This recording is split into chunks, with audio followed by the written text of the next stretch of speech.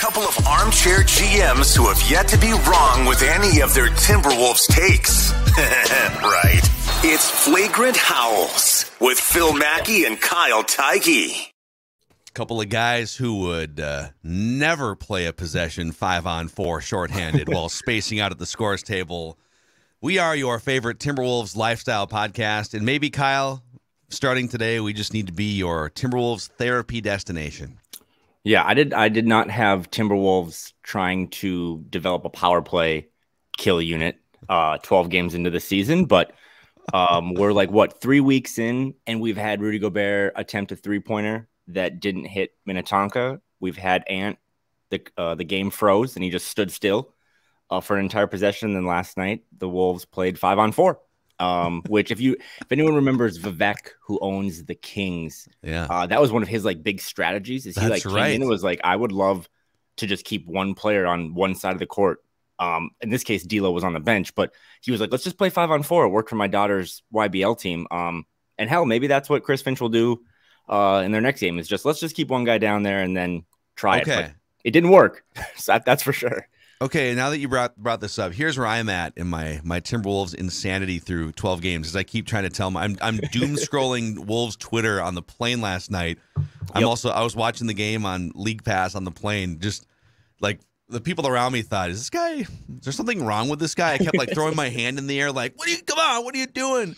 Okay, if you had two options, the Wolves can keep running out the same starting five with the same weird energy and the same dumb mistakes and just hope that it gets better. Or they can adopt Vivek's strategy and just keep Rudy Gobert under the basket on one side of the court. You're going to play 5-on-4 defensively, but you're going to lob an inbounds pass all the way down to Rudy, and he's going to catch it right near the restricted area. I kind of like that idea. Chris Finch, we're recording this on Thursday afternoon. He said just a couple minutes ago that they're not going to make any changes to the starting lineup. For now, so why not? Why not just put Rudy and just have him stand right by the basket? Or Cat. Maybe you want Cat. Maybe they alternate so that, that might you want good. You want the shot blocking. If you're going to play 5-on-4 defense, you'd at least prevent them from getting easy buckets Cat in the post paint. Up right? in a corner, get the rebound, chuck it down long, or full court, and then have Cat shoot a corner three, and maybe that will solve everything. But I cannot believe, even though we've talked about Timberwolves scar tissue and all these things, how many just memeable moments this team has had 12 games into the season. It is historic. You really can't make it up, even if you've followed this franchise for 30 years. Yeah. How many? And last night was just the icing on the cake, right? We're trying to come back. We're trying to inject some energy, and the four guys looking around the court's like, where's our fifth guy? And you hear in the background someone yelling, D'Lo, D'Lo. And he was just permanently fixtured on the bench. What happened? How did they played a free throw was shot? They actually got a stop. If you watch the play, they actually did get a stop. It was Vivek's strategy worked, but then of course they can't rebound with five guys. So God forbid they're going to rebound with four. And they just didn't have. I've seen a lot of weird stuff in the NBA. Even when Ant didn't move, seen that before. Yeah. Never seen just a team play 5-on-4. I've never seen them come out of a timeout and not have as many guys. So I can't even imagine what it was like for you on the plane. People must have thought you were absolutely out of your mind. Who is this guy just throwing his arms up in the air, watching a Timberwolves game, 30,000 feet above the ground, just swearing and stuff. So we'll get to Phil and Kyle read the comments. We have all sorts of thoughts and takes here, but we were both kind of, we were texting last night, and we're sitting here before the show thinking, where do we even? Or did it be kind of Groundhog Day with we've seen the same game happen 7 times already this season, if not more. And so you've been a listener of Mackey and Judd throughout the years, and Purple Daily, we do this on a weekly basis as well.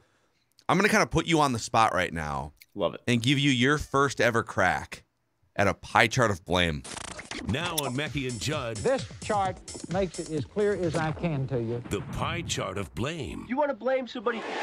The Rock knows how you feel about pie. All right, so this requires on-the-fly math as well, because you're going to take a pie of 100% and you're going to divvy up blame however you see fit. Okay. Now you can, I guess we don't have all day here. So if you've got 23 slices if you want to, go after assistant coaches, that's up to you. So we're just looking for your pie chart of blame for why the Timberwolves look like garbage through 12 games. No, this is perfect timing because since we last spoke, the Wolves have lost back-to-back games by double digits, like 13 to the Knicks, 12 to the Suns, but also they've outscored both of those teams by 10 points in the fourth quarter. But all that means is that the end result was not as bad as the actual game was. So they've been terrible all week long. And because of the lack of energy, and this is across all sports, when you start to see a team not come out multiple times straight and not have energy, the easiest one to get rid of is the coach, right? He makes the least amount of money. You can replace him. You can't really cut players, but you can cut a coach. I don't know much, but I would stake my reputation on if you don't think Chris Finch is the answer, you're probably asking the wrong questions. Yeah, I agree, dude. I am not anywhere near fire Chris Finch mode, but they're playing like a team right where the coach gets fired. Right. Most of the time, that's the simple answer. But how many more? Chris Finch has been with this franchise way less than Karl-Anthony Towns and D'Lo, but he's also even been here less than like Ant and Jaden. There's a lot of things wrong with this team, but I don't think Chris Finch is in it. So to the pie, Chris Finch is really not in my pie because I know that guy well enough that I just don't. I mean, he can't get on the court. He can't physically get these guys. Hell, he can't get the fifth starter to go out there and be in the rotation. So I would say it's a 50%. I'll keep my pie simple so I don't have to pull out Excel. 50% of the blame to me right now is shared between the backcourt. It's if you want to go 25-25, 30-20, it's D'Angelo Russell and Anthony Edwards. D'Angelo Russell is the scapegoat a lot of times, and I think he's the easy one to pick on because his style of play isn't physical, it's not fast, it's very herky-jerky, but he's just been flat out bad. And for a guy that he's the only one of those 5 starters that does not have a guaranteed paycheck come July 1st, 2023. We know Ant's going to get extended on a rookie deal. We know Jaden's going to get paid. Rudy and Karl are paid for the next 4 years. D'Angelo Russell is the only guy that has no NBA future guaranteed. And he was the guy last night that wasn't on the court.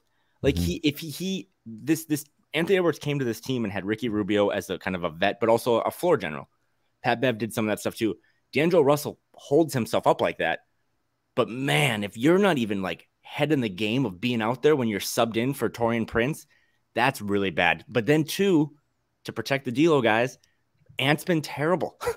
My only hypothesis is that when he was sick last week, as well as Rudy Gobert, I don't know. We talked about this on Monday. I don't know what the COVID protocols are. I don't know if Ant has COVID. I don't know if he just has a flu. He just doesn't look the same. He doesn't have the same burst. He just doesn't look like the Ant that we've seen in the first 2 years. So 50% of the blame goes on those two guys. I think 30% goes on Karl. I think Karl, production-wise, is playing pretty good basketball. But I'm 34, and I've watched enough basketball where, like, you can also just – Kevin Love was doing it, right? That's just empty calories. Empty calories is usually getting good stats while your team loses, which is kind of what's happening here. But empty stats can also mean – or empty calories can also mean, like, it's just not an inspiring basketball. The team I watched the second most behind Minnesota is the Blazers, just because I'm out in this market. And Damian Lillard would just never – he just inspires his teammates. I don't know what it is. It's hard to analyze. You're right. Psychology, right? Devin Booker inspires his teammates. Devin Booker, by the way, shouted the answers to the test at the Wolves bench in the second half last night. I had stopped watching, but Dane Moore tweeted about it, so I went back and saw the clip. It's like he's yelling at the Wolves bench, "We play team basketball. We share the ball." If you're the Timberwolves, I want to see 12 notebooks. What was that? We do. What do we do? You spell that again? Team basketball. Share the ball. Okay. Sounds good. Like, when's the last time a Timberwolves player showed that type of alpha fire? Pat Beverly, I guess. And some of this is poetic. Some of this is like, Pat Bev has only had great things to say about Minnesota, and he should, because he was treated well, and the fans, vice versa, loved Pat Bev. But he did have that comment this summer when it's like, they got a lot of talent, but I don't know if they have that dog.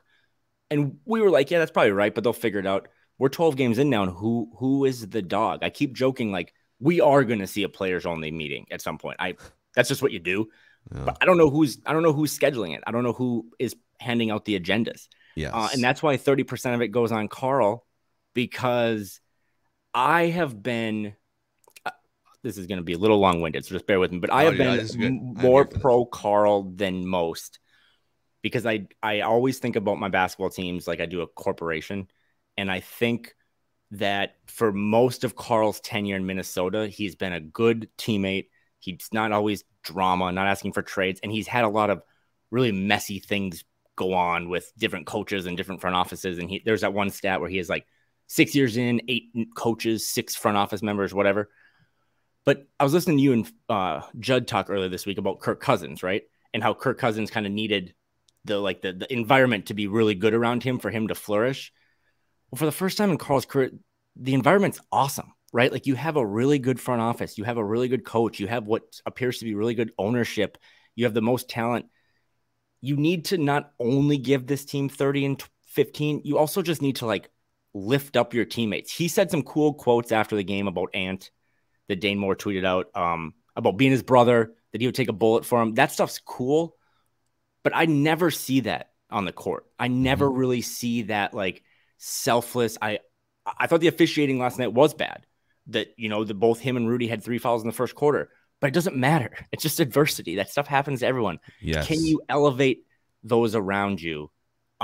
Because now there's no excuses. You had excuses in the past when the Jimmy drama or Ryan Saunders not being a good coach, all this stuff. There are no excuses. This is the best team you've ever played on. You have financial security now. You're making $500 million. It's okay to you say this all the time about Kirk Cousins. It's okay to expect more from Karl now. We should expect him to corner players and like, hey, I'm going to sacrifice. I'm going to be here earlier. What do you need me to do? I don't see that. And I know it drives you crazy as well. It does. I have a really hard time because I do love analytics. Yep, I love me a good box score as well. And I'm so glad you brought up Kevin Love, because I think there's a really interesting and unfortunate parallel for the Timberwolves anyways. There's always been something off about Karl's personality and energy from an on-court basketball standpoint. Even like he's become kind of the unofficial spokesman after the games now, because he is, I mean, to his credit, he does not skip media sessions. He'll sit there and talk. And I think you should at least give him a gold star, because that sometimes there's other dudes that just cop out of that. He does go up and talk. However, back to you. Yes. Is the message. The things that he says don't mesh with his actions, and they don't mesh with how his teammates view him. He speaks as if he is the Sherpa and the leader of this group. He is the herder. I don't think his teammates have ever viewed him that way. And so there's this weird disconnect between his offensive numbers always being highly efficient, and he's always putting up like 25 and 10, and now he's putting up assist numbers, and like his box score on paper, if you never watched the Wolves game, looks excellent. But he brings this sort of soft losing energy to the team. And Anthony Edwards, actually, I wrote this quote down after I think it was the Knicks game earlier this week. And he said, this is Ant talking, "I feel like we try to bring energy. We just play soft, man. Like every bump, we're flying all over the place, including myself." So he did say including myself. But when he says we just play soft, man, like every bump, we're flying all over the place, he's talking about Karl. Let's not try. Well, but he's talking about Karl. If I were to tell you guys, Wolves fans, the team plays kind of soft, or there's a soft sort of tone and a overreact to every single bump that you take, both literally and figuratively, in a basketball game. Who sets that tone? It's Karl. But he also puts up 25 points on 12 shots and grabs 12 rebounds and dishes out 5 or 6 assists. But this is kind of Kevin Love. You know, you mentioned Kevin Love. I think what we're seeing here with Towns, my ship has sailed on D'Lo. I think extraction at this point is the best thing. I want to see, again, I don't think Jordan McLaughlin is like the long-term starting point guard answer, but I'd really like to see Jordan McLaughlin stir the drink. If it's the same other 4 guys in the starting lineup, I'm just done with D'Lo. Cat's under contract for another half decade, so you got to figure something out here. and figure it out quick. But my concern is that much like Andrew Wiggins and much like Kevin Love, we've got a really good player on our hands that just needs to be the third guy. Go to work. Here's what we need you to do. Shoot threes, grab some rebounds. If you do anything else, that's awesome. You don't have to speak on behalf of the team. You don't have to try and lead the team. You don't have to shoulder the weight of the franchise every night. Just go be the third guy. Or in Wiggins' case, go be like the fourth guy. And Love and Wiggins thrived and won championships in those roles. I could see that for Karl-Anthony Towns. I worry that it can't happen here. And him as the leader of this thing doesn't work either. So that's kind of my that's my Karl-Anthony Towns word spew, I guess, here as we sit 12 games into this season. And I should quantify that I thought against the Knicks on like Monday or whatever, I thought Karl played really well. And again, as we said, the box score backed that up. He had 25, 13, 7. No Rudy that game. But then last night, the Suns loss just kind of triggered me into a multitude of directions. But there's also like the Karl, D'Lo, Booker, best friends narrative stuff. And like when Devin Booker comes to town, he did it earlier this season with Klay Thompson. Klay Thompson was one of his idols. But Devin Booker was like, I'm going to talk so much trash to you that it ended up getting Klay Thompson like ejected. Because Devin Booker's like, when I'm on the court, I'm a different dude than when I'm in the locker room or when I'm hanging out with Kendall. Karl-Anthony Towns comes back last night against his buddy. Rudy's back. He took like the 8th most shots on the team or 7th most shots. He took 7 total shots. Yes, he was in foul trouble. But I would love to see him just be one of those moments where it's like, I'm just going to go down swinging. Like I'm going to take 12 threes in Memphis and just try to will. I know you were saying he doesn't need to carry this, but there's like another angle where it's like, I wouldn't mind to see him just completely put it all out there, right? Just try to carry this team to a win to kind of break up the monotony of all these losses. So yeah, I'm with you. There is no way to you just said it. You're an analytics guy, Basketball Reference, cleaning the glass. There's all these great things. I've always just been a vibes guy. If you can't relate, just pull away from the TV screen for a second and think about your job. Like if you work at a small company, the 5th highest paid person who is a specialist or a coordinator, they don't lead the company, right? But also too, like they can't have the biggest voice because they're the 5th highest paid person. They only get 12 minutes, right? You just, as much as I believe in Taurean Prince and Austin Rivers and Kyle Anderson, sports show you that the leaders have to always be the guys at the top of the pecking order. And that's just not happening here. So 30%, that other 20%, because my math is fire right now. You're up to 80% now. 30. Clearly I have a finance degree. The other 20%, I just kind of put other. I know I'll throw this to you because you got not into it, but you had a nice conversation last night with our good friend KOC, Kevin O'Connor. Yeah. I don't put a lot of blame on Rudy. I know his deficiencies are his deficiencies are deficient. That 3-point attempt, I literally just burned it in my retinas. I wish it would go away. But I don't put a lot of blame on him because he is, for the most part, doing everything he can to acclimate to a new system, to a new team, to a new coach. Sure, there's a couple of spots where I wish he would shoot better from free throws, or I wish he would just dunk the ball more. He looked a little more athletic last night to my little pea-sized brain than he has the first 10 games. But, I mean, there's just a little bit of like, Jalen Noel still has some deficiencies. He was good last night, but I think against the Knicks, he had like 7 points. Jordan McLaughlin, remember how we talked about how Jordan McLaughlin's an elite too? I'm with you. He has to play more, but he's also shown in moments too, like he can't start. You can't start Jordan McLaughlin for like, or expect him to be like a 35-minute a night guy. He has his deficiencies too. But yeah, the rest of the 20% is other. It goes around. I'm sure you could throw the coaching staff in there a little bit, but I really, Phil, I don't know, man. I really think the coaching staff is trying all the different levers behind the scenes. Yeah. And it's more of just they're not responding. And I know that you would say, well, then that's probably a reason for the coaching staff to go. But I'm not.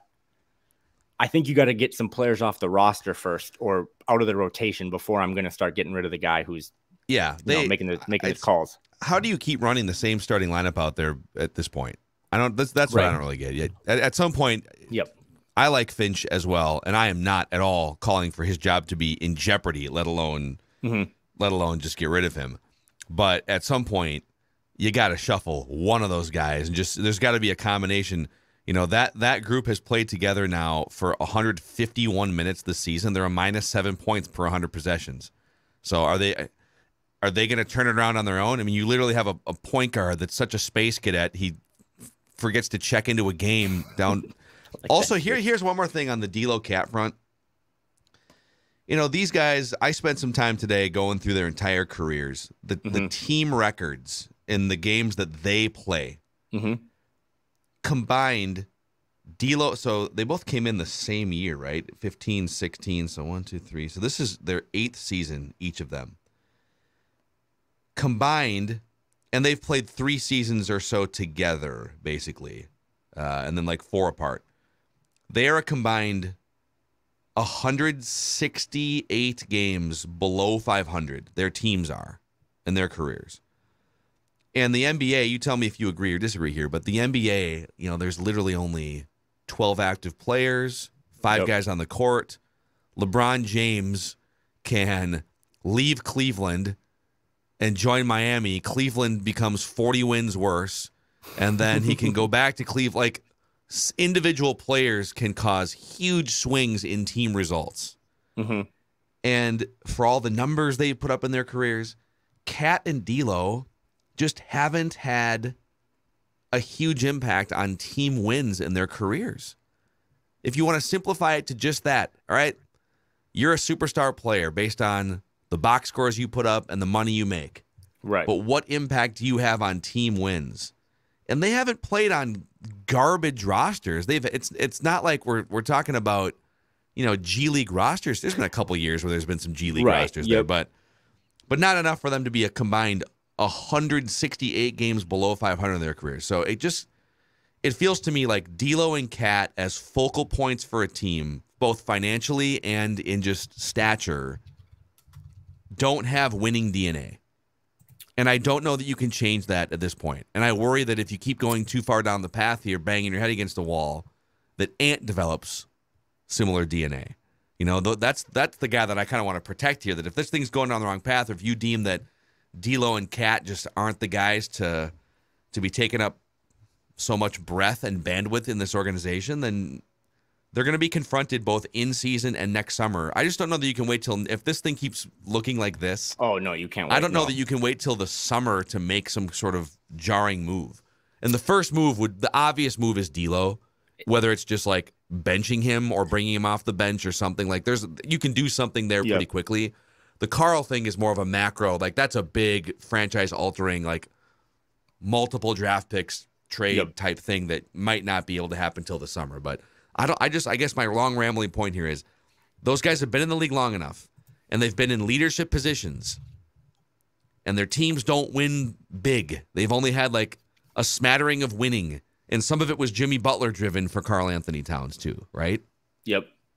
Yeah, I'm with you so much on that, because I know if you're pro D'Lo, you start to get defensive that like it's not just his fault, and I would 100% attest that it's not just his fault. But NBA is, again, we talk about contracts, talk about politics. Like, there's way more that goes into this than just the guy that you root for, and he's the guy in this whole equation that doesn't, again, have long-term security, isn't tied to this franchise that much longer, and is probably the first option that has to, even if it's not all his fault or 25% is too much blame, he's the easiest one to pull the lever on and just say, hey, we're gonna make you a 6-man and just try to figure it out, because he's the guy that I would be, and I said this when the Rudy Gobert trade happened, like, I still would be shocked if they don't move on from him at some point, because there was way too many rumblings this summer about them already kind of sniffing around the waters, even when they got Gobert. But you just, and also too, Ant's excuse in all of this, because people could be like, well, why aren't you blaming Ant more? Ant deserves some real blame now, because you're not a rookie. This is when other players make the leap, and instead of making the leap, God forbid, you're not even leaving the ground. You're not even leaving your space on the court sometimes.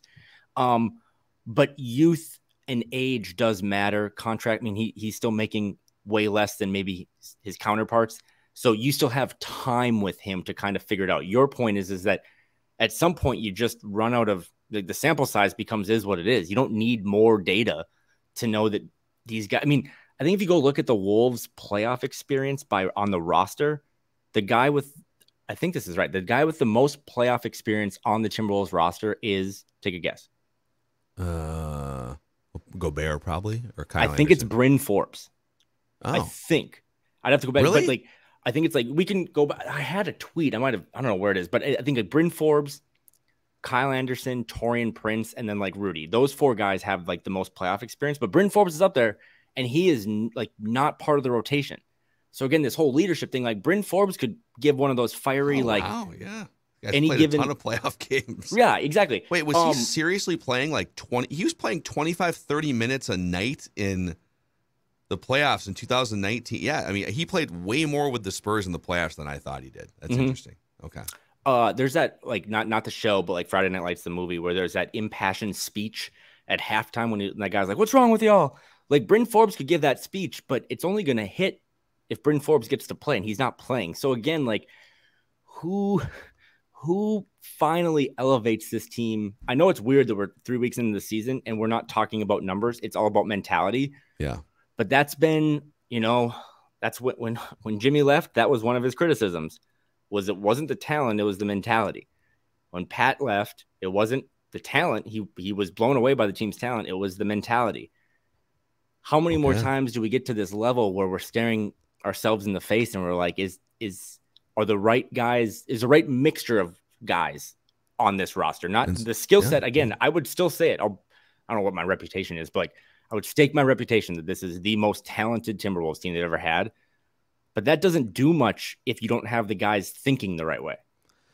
And you think about the different eras that you just kind of crossed, going back to like Jimmy Butler into Pat Bev, and then this year, there's really one common denominator. It's Karl.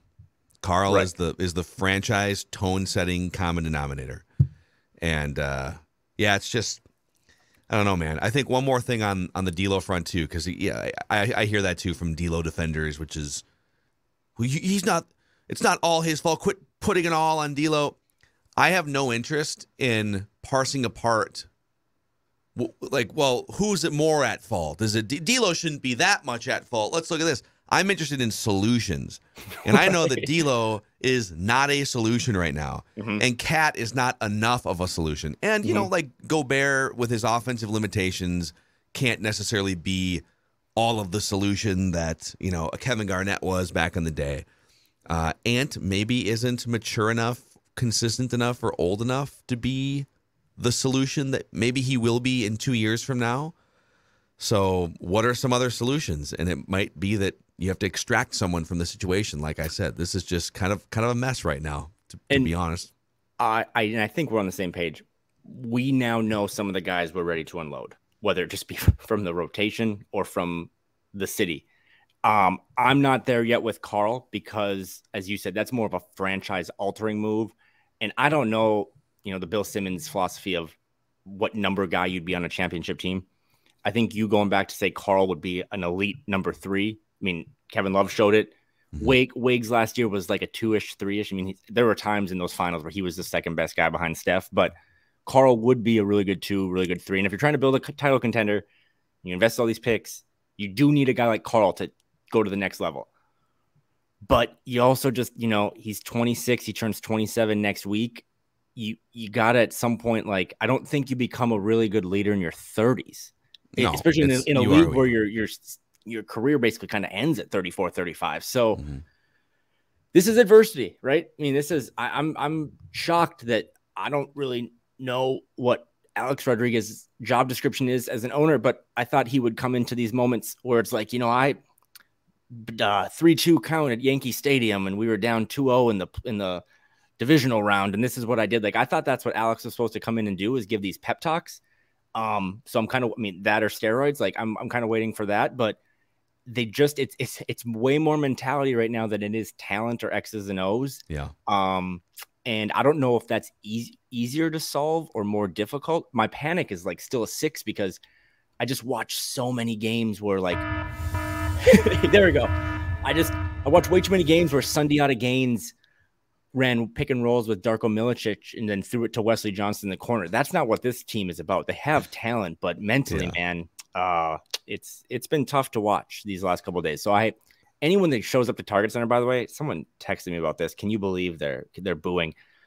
Bro, if you're going to the Target Center 3-4 nights a week and they're down 20 to a Knicks team or like a backup Suns team or whatever, like you should boo. Like let it out. You're paying money to go to those games. Like feel free to let them know until they turn it around that like this is not good enough. The bar for Minnesota sports, Phil, you know this better than everyone. You've taught me this. Like it's not that damn high. And the fact that the bar is laying on the ground. It's not even elevated. Sometimes we start to feel a little bit bad about are we being too hard on this deal? No. This franchise has been largely a dumpster fire for 30 plus years. Fans deserve better. People are still willing to be somewhat patient, I think. And Karl, as the spokesperson of the team, kept saying, you will see the team. We have great practices. You will see the team that you thought you were going to get. Just please be patient, etc. But, patience runs thin when you've been watching something similar for almost 30 years. For sure, for like the better part of the last 18 years, because I don't want to discredit the 8 years of Kevin Garnett playoff runs. But I will say this, if you're looking for maybe a temporarily more entertaining option in basketball, the University of St. Thomas has a trio of big games this weekend on campus, Kyle. The new look men's basketball team, Division I's men's basketball team, opens their home schedule this Friday at 7 p.m. against Chicago State, and the women's hoopsters play South Carolina State Saturday night at 7 p.m. Football can clinch a share of the Pioneer League Championship on Saturday at 12 noon against Stetson. That game's on 1500 ESPN Radio in the Twin Cities. Come on out and support the Tommies. Tickets are available at TommySports.com. That's TommySports.com. Also, a shout-out to our friends over at Federated Mutual Insurance Company. So they are official partners of the Timberwolves, and they've been providing a guiding hand for business owners for over 100 years. I don't know how Federated can help with the shooting woes and some of these things we talked about from a vibes perspective, but they do specialize in helping you maximize the success of your business through risk management, tools, and resources. Find out more and find out a full list of industries Federated specializes in over at federatedinsurance.com, where it's our business to protect yours.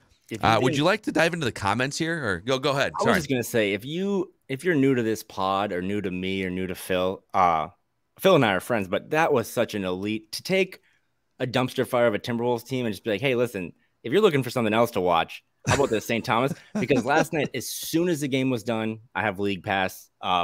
It goes to a blue screen and it says this game is mercifully over.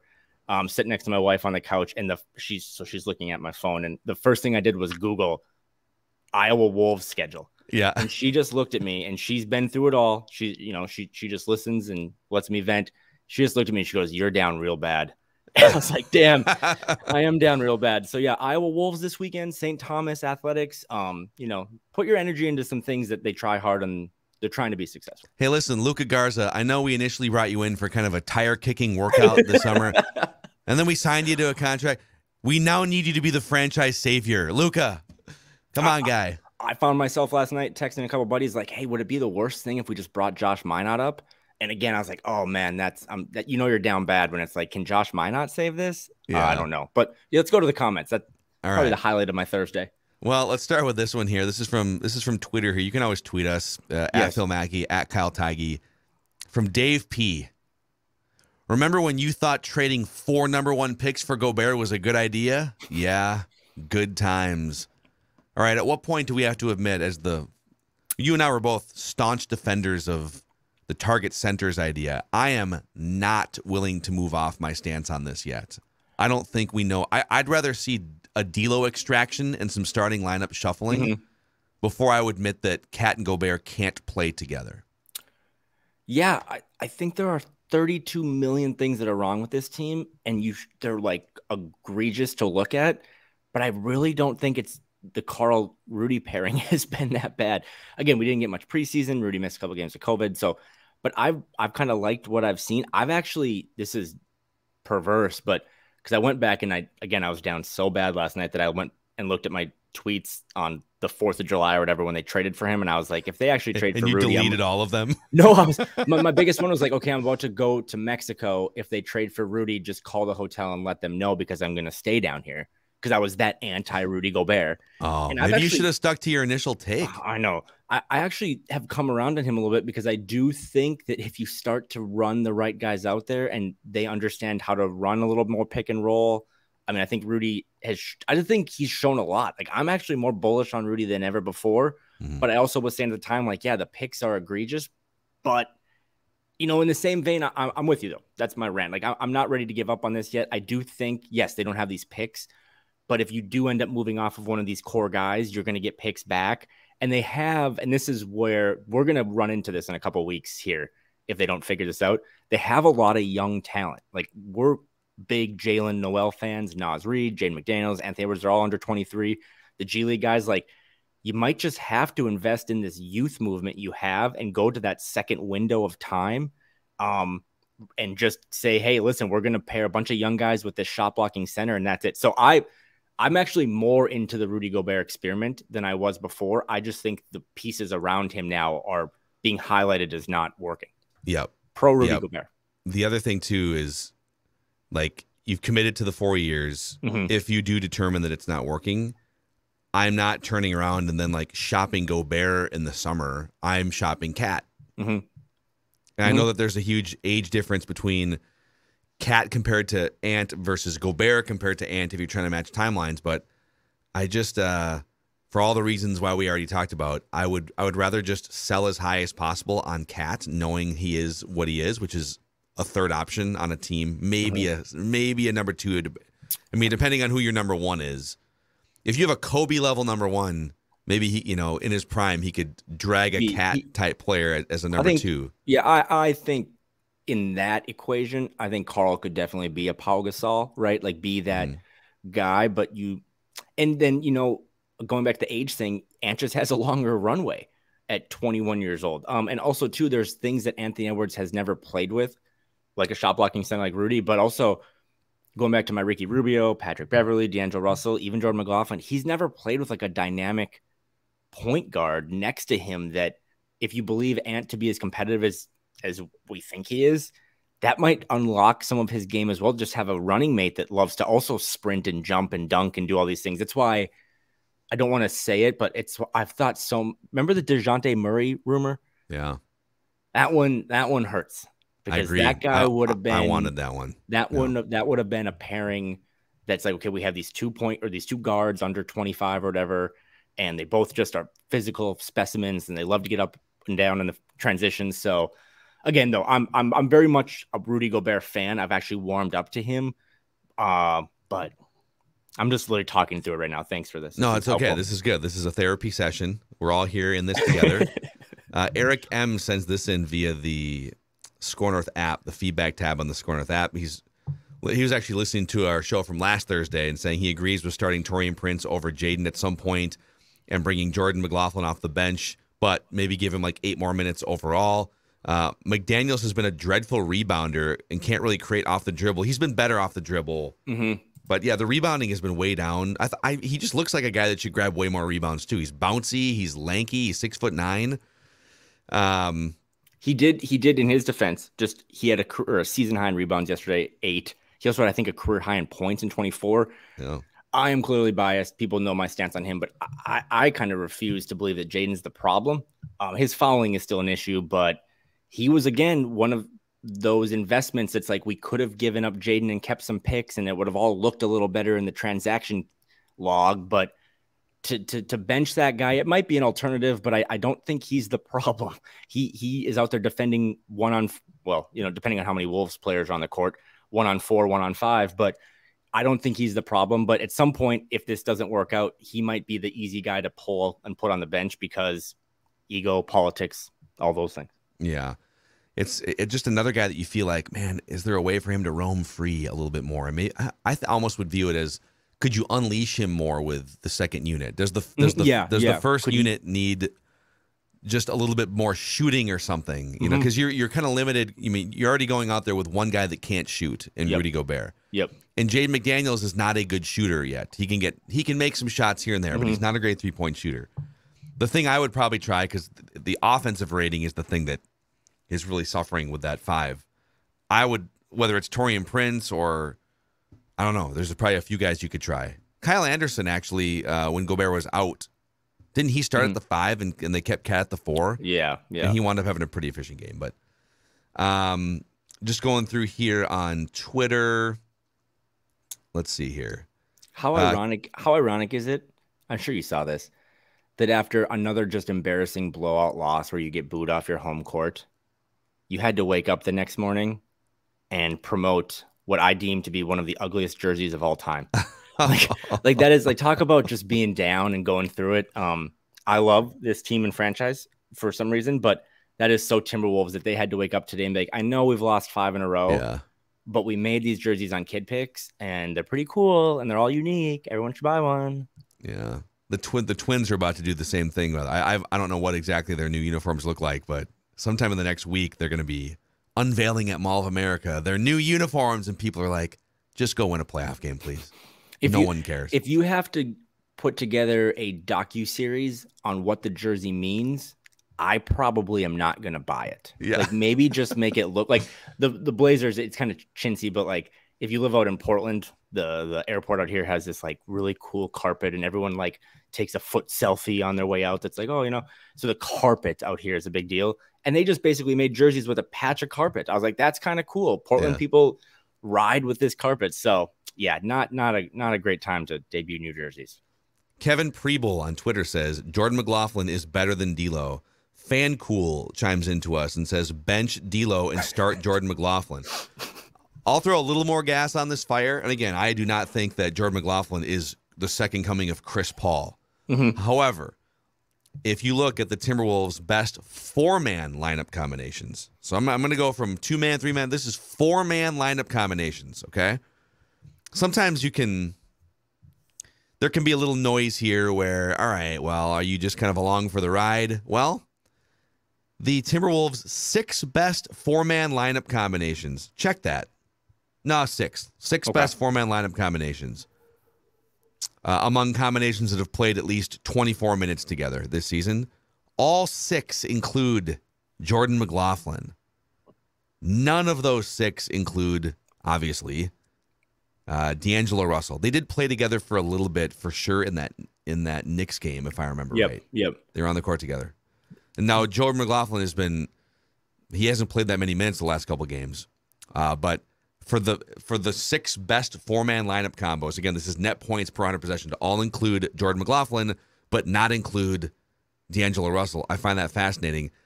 Most of them include Anthony Edwards and Jordan McLaughlin, and about half of them include Karl-Anthony Towns. None of them include Rudy Gobert.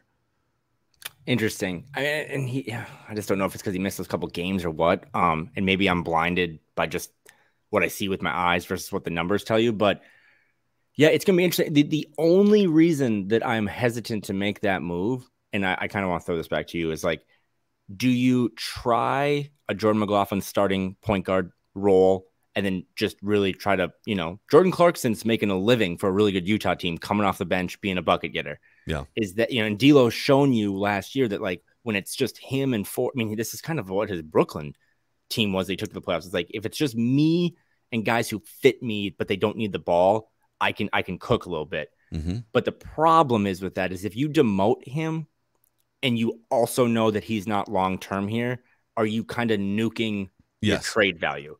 Right. So it's you're probably nuking everything at that point. That's right. I agree. You know what I mean? Though it's like, would the answer, instead of be starting Jordan and bringing D'Lo off the bench, would the answer actually just be like completely removing Russell from the picture and trying to get as much as you can? Yes. So that, you know what I mean? So you're not deflating your own value, because then you go talk to teams like, well, you're not even starting that guy anymore. You're bringing him off the bench. We're only going to give you a second. So yeah, that's my only concern. But this is why it's been grueling. It's like, I hate the dentist, but it's like pulling teeth. We just got to get to 15 games. Just got to get to 20 games. Not because I think at 20 games, they're going to flip the switch and be, the 2020 Warriors or whatever, but because what Phil just said. 2 weeks ago, we talked about Jordan McLaughlin in 2-man pairings and all these good stats. Now we're into 4-man pairings. We're pretty much figuring out the rotation of what it should be moving forward. Yeah. And it has to be a lot of J-Mac. It would be pretty easy too. So you'd have to find, what's D'Lo playing like? I think he's playing like 30 minutes a night here. So you'd have to find 30 minutes from other players. And by the way, D'Lo has been win shares per 48. Like any analytic you want to look at, one of if not their worst players. So he's playing exactly 30 minutes a night. So and Jordan McLaughlin's playing 16 and a half. So I would bump Jordan McLaughlin up to like 24 minutes from 16. Mm-hmm. And so that's 8. And so now we need, let's call it 21 minutes. I would go Jalen Noel up from 19 to probably 27. Just all right, go ahead, dude. He didn't look good against the Knicks, but he was their only spark off the bench last night because Naz Reid was sick or whatever, and they tried a Nate Knight experiment. But yeah, Jalen's another one too, where you got to find as many minutes from him as possible, and then you also got to figure out, okay, if we know internally that we're going to move off of D'Angelo Russell maybe before February or definitely by the summer, and you think like, but we have a plan to pay Jalen.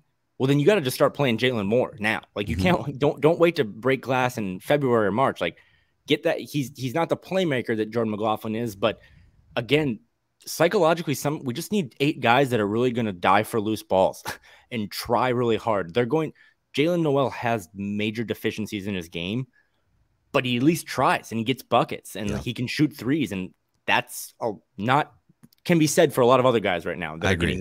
There's a little, you talk about who on this roster of the 14 or 15 guys, right? Like who's got the dog in him? Yep, exactly. Jalen Noel has a little dog in him. For sure. He has zero fear offensively. He can be a little bit of an inefficient chucker and disappear on defense, and I get those things. But I would have no problem bumping him up and saying, all right, you're going to play 25, 30 minutes a night here. Maybe it's coming off the bench still, but you're going to be, and you might even be in the game. We might tweak the lineup so that you're in the game at the end from time to time. How many times do they just like fizzle out? Oh, we're going to put the starting 5 back out there and then fart noise. Right. And with D'Lo, it was always, okay, we got to get him some guys that fit his style more. And like, who fits his style better than Rudy? And they just haven't clicked. So that's why he's getting more of the blame. For Ant, if you start to surround him with these guys, I know I joked like a Josh Minot or Jordan McLaughlin or Jalen Noel or Naz Reid, those lineups that Ant kind of flourishes in, is it because he's the primary player in those lineups, or is it because he's just surrounded by guys that, hey, everyone else is trying really hard and running around the yard? Like, I probably have to try to run around the yard more, and maybe that's all it takes, right? It's just, if Ant's not going to be the most dogged person on a 5-man lineup, but if he sees one guy standing in the corner and one guy, complaining to the ref and all this other stuff, he's still young. That's his excuse, and he's going to get that excuse for a couple more years. So our lineups with Jalen and Jordan and Naz and Luka Garza and Ant, maybe that's the key to kind of send shockwaves into this franchise. There it is. Luka Garza. We have decided Luka Garza is going to save the franchise. Let's make it happen. Sorry to Iowa and all the Iowa fans, but we are promoted Luka Garza, and who are we sending down? I don't know. We can send down Nate Knight. Okay, is he still? Nate. Can he be sent down anymore? I don't even know. I don't know, but even Nate Knight, to his in his defense, he has so many limitations physically, and he's not long and all that stuff. But last night, he was the only guy who was like maybe ready to scrap with DeAndre Ayton. And I know that sounds weird. I'm not trying to go full Malice in the Palace, but like I wouldn't mind to just see, because the Wolves now, not only did the schedule was a little easier than we thought, the first 11, 12 games. They're on like a 4-game road trip now, and they go into some hostile territories. Like they're going to be in Memphis on Friday on ESPN, and Memphis loves to, punk you. That's what Devin Booker did. That's why it was so great. I loved him being like, we play team basketball. Well, Memphis literally just tells you they play team basketball. So I wouldn't mind to see like someone not getting a fight, but like just show some heart. That's all. Again, the bar, man, is laying on the ground. Can you just step over it? And also, I think it's just there and maybe Ant's the only candidate, but like this team is there for someone to just grab it by the scruff and say, all right, that's a good point. Enough of this crap. I am leading us out of this, and we are going to follow me in this direction. I am going to help us fix this. Yeah, that's brilliant. Solutions. There are, I know it seems all doom and gloom, and it's painful to watch. I am with all of you that watching these games, and like their eyes are bleeding. But yeah, there's a great moment here. Like if Jaden McDaniels just has enough, and I mean, I don't want him to go full punch a teammate, but if he just starts screaming in the locker room, he could take the leadership mantle. Like there's someone, just please, for the love of God, stand up out of your chair in the locker room and say, enough is enough. Let's figure this out. Yeah. So, well, we will be here to provide therapy sessions as needed. Yeah, here. we're not going anywhere. See what happens. They're not doing very well on the mission here, which is to win 50 games for the first time in 18 years. They're not exactly pacing for that right now in a Western Conference that has a lot more intriguing teams than maybe we thought too. So, all right, deep breath, exhale, go do some yoga. Flagrant Howls, your favorite Iowa Wolves podcast. Yeah, that's what this is going to turn into in like a month, isn't it? Just breaking down the. I'm Phil, he's Kyle. Flagrant Howls. We'll see you guys, God willing, next time.